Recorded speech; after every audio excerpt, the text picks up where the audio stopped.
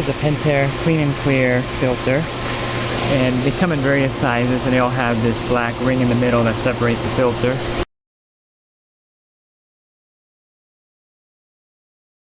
So I'm going to show you how to clean this filter today. You want to turn it on and charge the filter. We're going to let all the air out of here at the top. Okay, now we can go ahead and turn it off. Make sure the filter's not going to turn back on. This one here is in timeout mode, so I have 3 hours where this is not going to come on. Here's what you're going to need for this job. You're going to need some silicone spray or magic lube for the O-ring.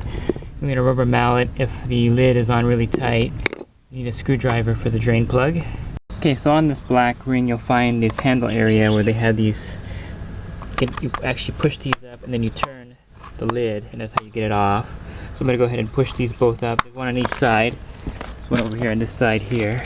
And you simultaneously will depress this and turn this black ring, and that should cause the ring to come off.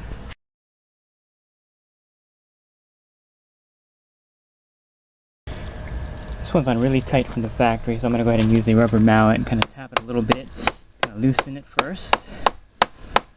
Now once it gets close to this tab, you can see it right here, I'm going to go ahead and depress that and then lift it over past it, and it should swivel right off.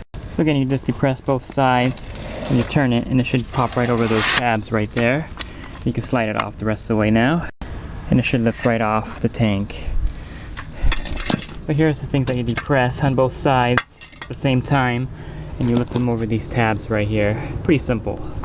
Okay, now that you have that off, you can open up the air relief valve on top, and that should relieve enough pressure to get the lid off. And you can see that relief just by opening that up. It relieves the pressure, and that took the lid right off. So again, you would just open this air relief up, and that will release the pressure in the tank, and that will take the lid right off.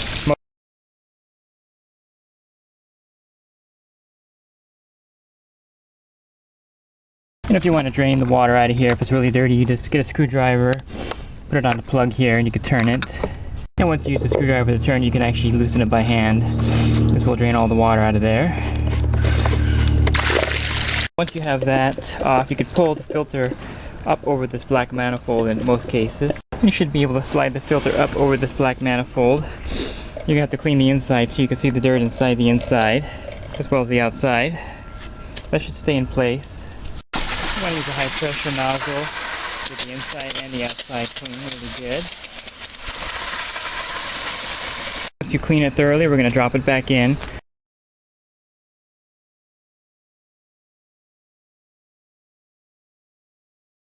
So make sure that the writing is on top and that the blank side is on the bottom. And if this black piece does come off, it just sits right back in there. It's really easy to put back in.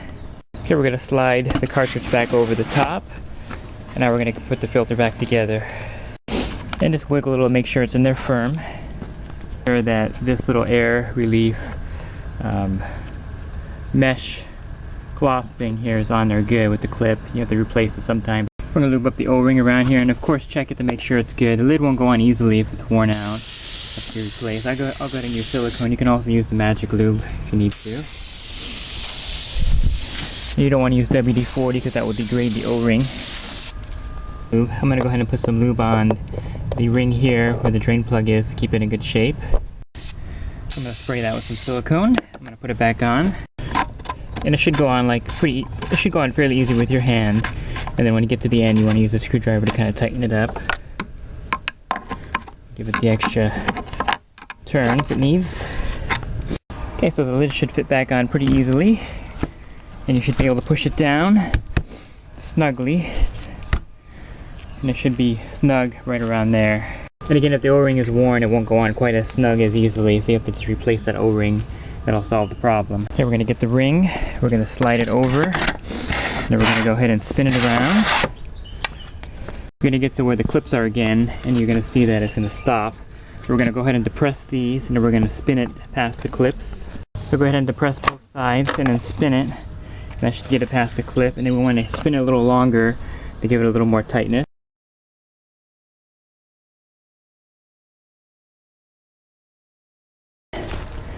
You can see it's you know, a little bit further from the clip, and that's on there pretty tight. And just make a note when you finish cleaning where the clean mark is. If you have a newer gauge, it has one of these dials so you can actually move it, and that way you know where it's clean and where it's dirty. And when it gets up 10 psi pressure, you want to clean your cartridge filter again.